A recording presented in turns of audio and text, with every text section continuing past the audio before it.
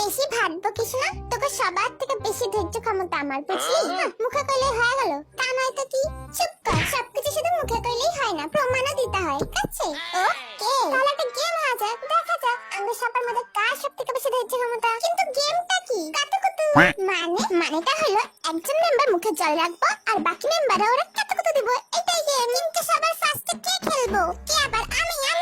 আরে নবাব সাহেবা, মুখে জলটা ঢোকা, আক্রমণ।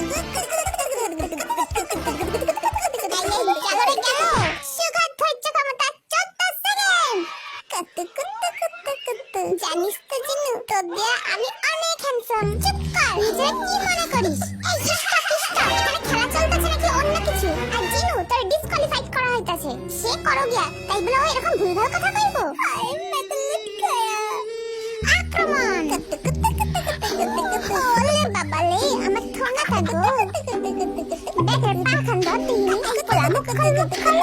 বাইরে ভাই, এবার ওটা চার, মুখ খোলার বদলে তোর জামা কাপড় খুলে ফেলতেছিস তোরা। ওকে, তুই ধৈর্য ক্ষমতা 65 সেকেন্ড।